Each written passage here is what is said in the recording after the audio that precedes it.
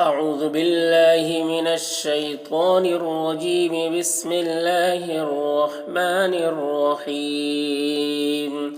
ومن الناس من يعجبك قوله في الحياة الدنيا ويشهد الله على ما في قلبه وهو ألد الخصام.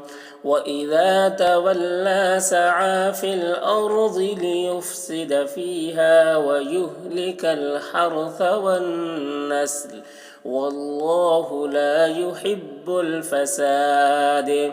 وإذا قيل له اتق الله أخذته العزة بالإثم فحسبه جهنم ولبئس المهاد.